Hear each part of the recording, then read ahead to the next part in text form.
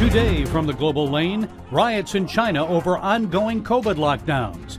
Consumers may find it harder to buy the products they need. In a world that is much more advanced technologically, it's also far more vulnerable to disruptions. We've got to get things right in America, and we're not doing a very good job. We'll examine the supply chain threat and what needs to be done. Abandoning the faith. Only 4% of American millennials hold a biblical view of the world. Are social media and an unregulated internet to blame? What you have is you have approved anarchy on autopilot. Are you feeling stressed this Christmas season? A look at how you can experience the miracle of peace. And Tim Allen helps Disney return Christ to Christmas. Christ Mass. It's Christ Mass. It literally is a religious holiday. And it's all right here on the global lane. The Chinese government is responding to COVID-related riots and protests by easing some lockdown restrictions in 8 mainland cities and Hong Kong. However, President Xi Jinping is keeping his zero COVID policy in place. That means millions of Chinese citizens are still confined to their homes. Coronavirus infections took a dramatic jump this fall, and now they average just over 29,000 cases per day. What might the lockdowns and ongoing disruptions in China mean for the global supply chain, especially for a world economy dependent on Chinese products? Well, here to share his insights is the senior advisor to the Atlantic Council, Harlan Ullman. Mr. Ullman is author of the book, The Fifth Horseman and the New Mad: How Massive Attacks and Disruption Became the Looming Existential Danger to a Divided Nation and the World at Large. Harlan, Xi Jinping has a real mess on his hands, a declining economy, COVID cases on the rise, and now these protests and riots. So how do you expect this may affect the global supply chain? Badly. And in fact, it's worse than that. The Chinese will get through these riots. The riots are fairly commonplace. They're just not well reported. But what is interesting, and as I point out in my book, Massive Attacks of Disruption, not only has COVID disrupted China, but it's disrupted supply chains. Look what happened to the stock exchange, dropping 500 points on the Dow. And so these disruptions are really something that we have to deal with in ways that we hadn't thought about, but they're certainly extremely important.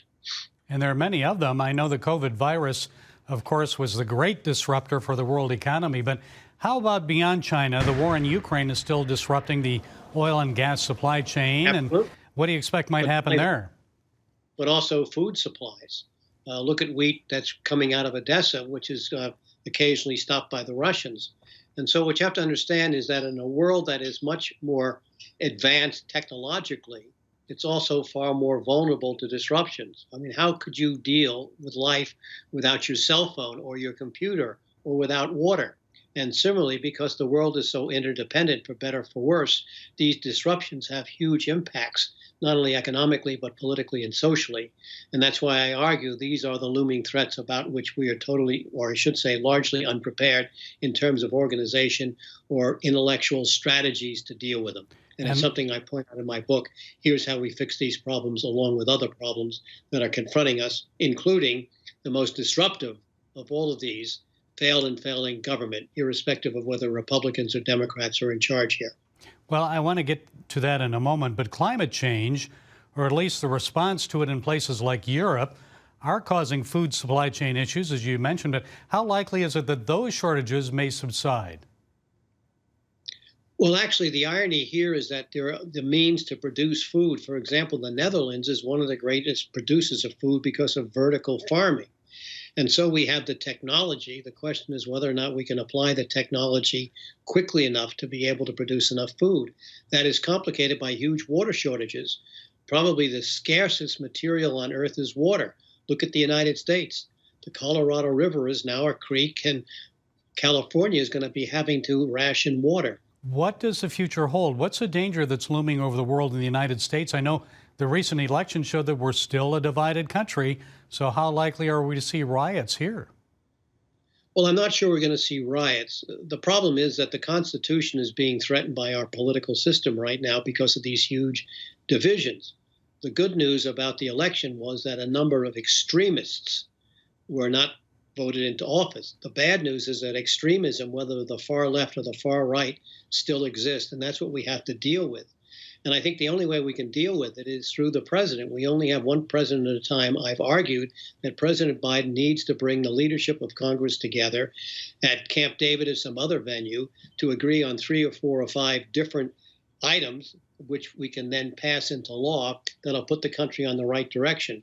But as long as both parties view the other party as evil and are prepared to use virtually any means to defeat that party, this country is on a very, very bad trajectory. And it's far more dangerous in my mind than any dangers that are posed by Russia, China, Iran, or North Korea. The problems are here, and Americans have to realize, well, we have international issues that we cannot ignore, and they're very important. We've got to get things right in America, and we're not doing a very good job. Okay, briefly then, in addition to what you just mentioned, what else should we do? How should we respond? I've got a list of things that need to be done in terms of how we reorganize government, how we prepared for the next COVID or pandemic, how we have better strategies for national security, national defense, and how we modernize both the executive and legislative branches that are still organized almost as they were under George Washington. People can read those recommendations. Many of them are really, I think, quite important, such as a national infrastructure bank to improve infrastructure, and indeed the need for a chief operating officer to make government work. And finally, and this will make you smile, one of the things to fix Congress: before any member of Congress votes on a bill, he or she has got to swear or affirm that they have read and understand it. Well, I understand that's going to happen in the House. They're going to read the whole thing. Okay, the book is The Fifth Horseman and the New Mad: How Massive Attacks and Disruption Became the Looming Existential Danger to a Divided Nation and the World at Large. Harlan Ullman, thank you for sharing your thoughts. American Christianity in decline. Recent surveys show that fewer Americans are attending church and fewer are calling themselves Christian, especially younger adults. According to the Pew Research Center, 50 years ago, 90% of the U.S. population was Christian. Today, that percentage has dropped to 50%. Christian pollster George Barna found that millennials are replacing biblical principles with worldly spiritualism. So is social media to blame? Well, here with us to share his thoughts is Scott Cleland. He's executive director of the Restore Us Institute. That's a group pledged to protecting Americans from internet unaccountability. Scott, thank you for being with us. So why do you think we're seeing this decline in Christianity? To what degree can we put that blame on big tech and social media? Well, everybody is focused on big tech and social media. And, I was part of the thing that got people to focus on it. I identified the problems of big tech back in 2007 before the Senate Judiciary Committee, and then 2010 for the House Judiciary Committee under oath. So we've known these a long time. But the point that we're making at Restore Us Institute, which I'm executive director of, is that you have to realize there's a root cause that makes all of those social media and tech problems being problems. And so, otherwise they wouldn't be behaving all the exact same way if they didn't have a root cause that was similar. Well, what is that root cause? Thanks for asking, because Sure. that's the focus of everything we do. And that is, there is a U.S. internet unaccountability policy. And what do we mean by that? Is that in the policy, it's that the internet and its services should be unfettered by federal and state regulation. It should be self-regulated. And then the court had basically said it was absolutist free speech. Now, that is, I think people should be encouraged, because when you look at the Bible, it explains there's a really simple problem here and solution. And, Romans 12:21 and 13:1 is, people know this one: do not be overcome by evil, overcome evil with good. Let every person be subject to the governing authorities. Well, surprise, surprise, internet unaccountability policy. What it does is it promotes anarchy, unwittingly does. And so it's an absence of government. And so we can go, drill deeper on what does that mean. But let's do that a little bit here, because okay. I want to ask you first. It seems like this is the antithesis of Christianity. I mean, Baby boomers often refer to their millennial children as the me generation, and I know many of us are getting tired of seeing all those selfies online. I don't know about you, I know I am. So to what extent does social media encourage egoism, selfishness, which actually are the antithesis of the Christian belief of servitude and sacrifice? Yes. Well, let's look at it first in the way you have, and then also just how is it undermined the essence of the faith. When you have unaccountability policy on autopilot for 26 years, it is affecting Christians over a long period of time. The church, everything we teach, it's difficult. When you have an absence of government officially, what you have is you have approved anarchy on autopilot. Now, why is that a problem? Well, it is antithetical to what Romans 13:1 says. God says it's clear. Everyone should be subject to the governing authorities because all were instituted by God. So why did he do that? He wanted to encourage good. He wanted to punish evil, and he wanted us to have a conscience. Very solid Christian reasons why, we would oppose anarchy on autopilot. There's no liberty, there's no faith, there's no equality, there's no justice in anarchy. It's anarchy, it's chaos, it's horrible. So there is a second thing that it does, which instantly you will know this is very antithetical to Christianity. When you have an absence of government, you have an absence of right and wrong. What do I mean there?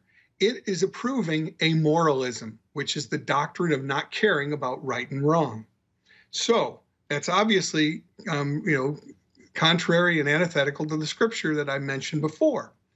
But what this means is that the government not only has promoted anarchy, which we see and know, but it also has abandoned its role, which is to legislate, administrate, and adjudicate right versus wrong, legal versus illegal, and good versus evil.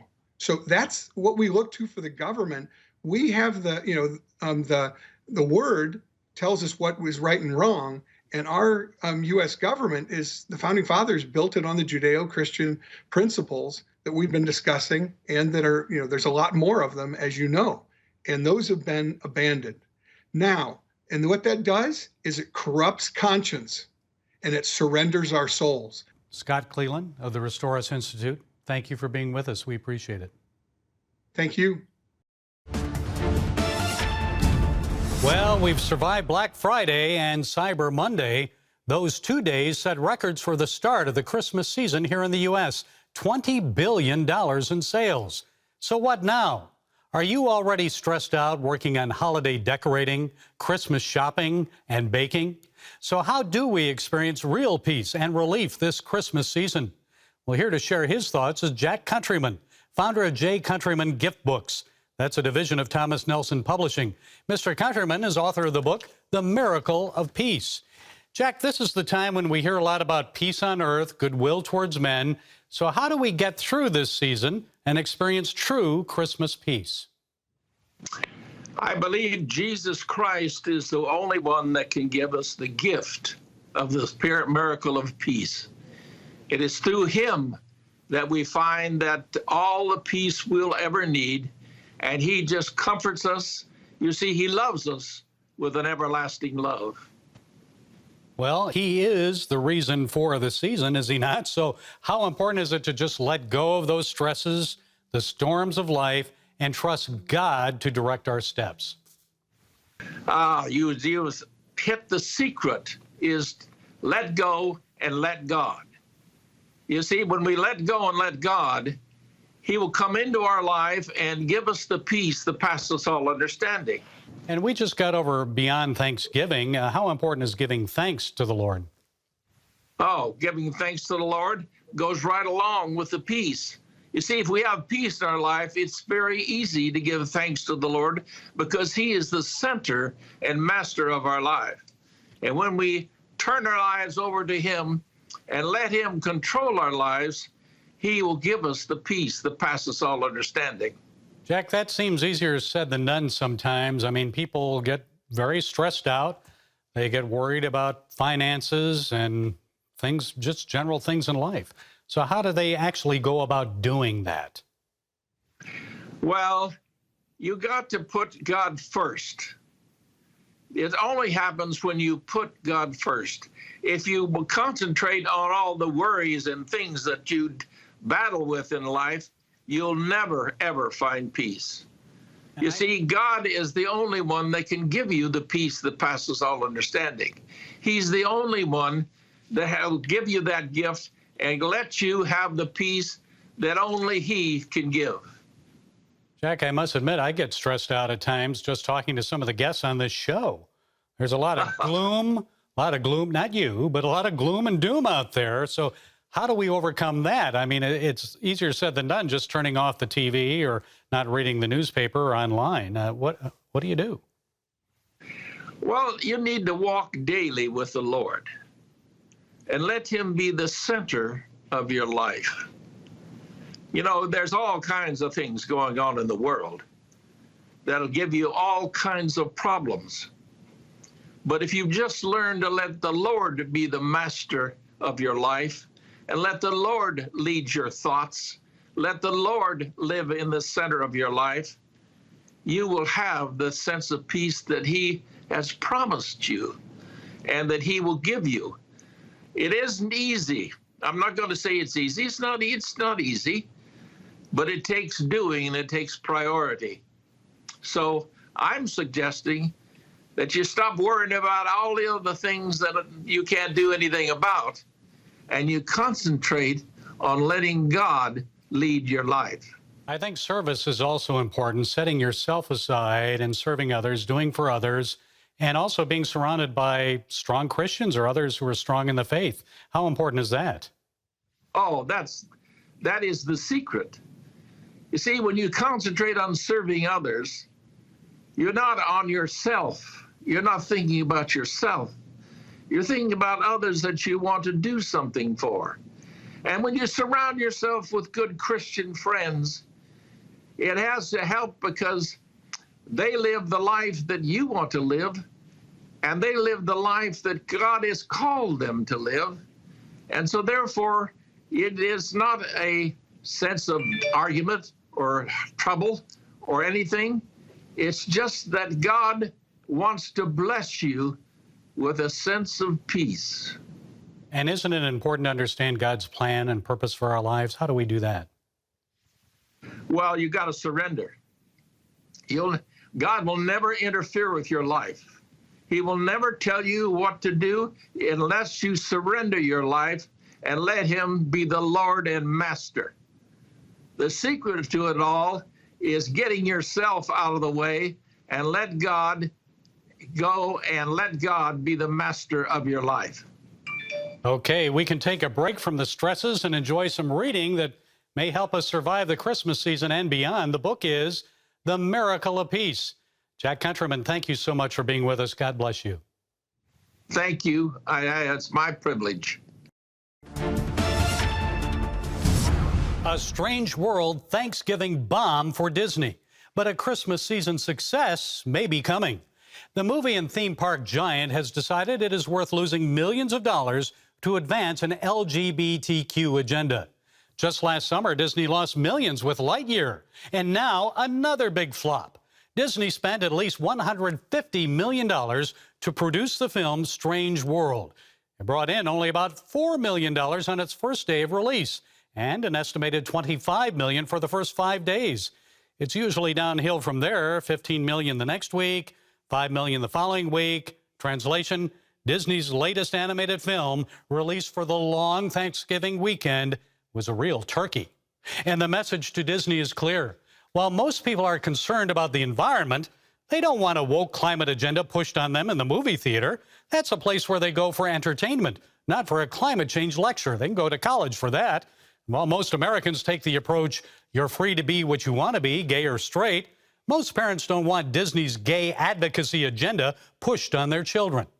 You think Disney would have learned a few lessons from featuring a lesbian kiss in that Buzz Lightyear movie? It earned less than $250 million worldwide. Marketing and production costs for that one, totaled about $300 million, so Disney lost about $100 million on that film. Now, that was an expensive kiss, don't you think? Well, Strange World is likely to suffer a similar fate. Disney suggests there's much more to Ethan's character than his gayness. That was only a small fraction of the movie, and it wasn't discussed, just implied. The movie's director described it as organic. And actor Jake Gyllenhaal provides the voice of Searcher, Ethan's dad. Here's what he had to say about the gay teen romance depicted in that film. What's so great is, like, they normalize the normal.